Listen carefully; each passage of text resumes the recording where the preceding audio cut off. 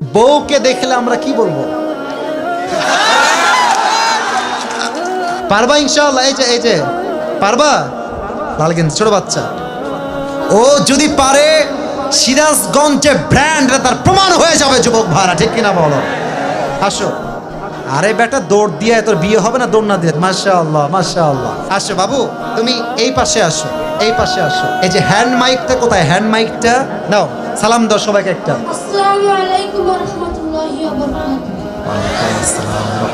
ওয়া বারাকাতুহু। আরে ভাই, আপনারা ওকে অ্যাপ্রিসিয়েট করবেন। ও যখনই উত্তর দিয়ে দিবে, 1 নাম্বার নিয়ম, আপনারা সবাই মিলে বাঘের মতো বাঘের কণ্ঠে বলবেন। বলেন সবাই মারহাবা। আরেকবার বলেন সবাই মারহাবা। এই পিচ্চিকে আমরা ওয়েলকাম জানাই। আল্লাহ ওকে উত্তর দেওয়ার তৌফিক দান করুক। পড়েন সবাই আমিন। ওকে আমি খুব সহজভাবে প্রশ্ন করবো, আশা রাখবো সে পারবে। বলো তো, আমার নবীর গায়ের চামড়ার রং কেমন ছিল? পারবে? সাদা সুন্দর না লাবণ্যময় সুন্দর? বলো সবাইকে। লাবণ্যময় সুন্দর। এবার বলো, আমার নবী কি দেখতে লম্বা ছিলেন, গুঠু ছিলেন, না মাঝারি গঠনের ছিলেন? মাঝারি গঠনের। আল্লাহ বলেন সবাই মারহাবা। এবার বলো, আমার নবীর চেহারায় দাড়ি কি ছোট ছিল না চাপ দাড়ি ছিল? চাপদারি। আপনারা বলেন ও পারবে।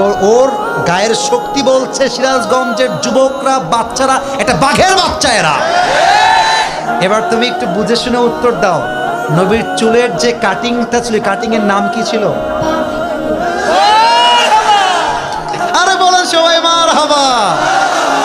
এবার বলো তো, নবীর হাতের তালু কেমন ছিল? নবীর হাতের তালুটা এটা কি শক্ত ছিল না মোলায়েম ছিল? মোলায়েম ছিল।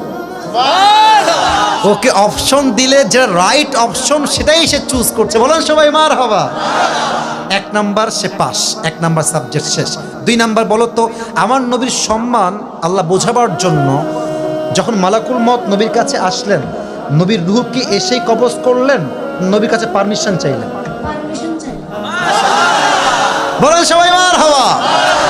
আচ্ছা বলো তো, নবীর আদর্শের ক্ষেত্রে নবী বাবা হিসেবে যখন ফাতেমাকে বিয়ে দিবেন, ফাতেমার কাছে এসে, এটা ওর জন্য বোঝা একটু কষ্টকর, তাই বোঝাবার স্বার্থে সহজ করছি।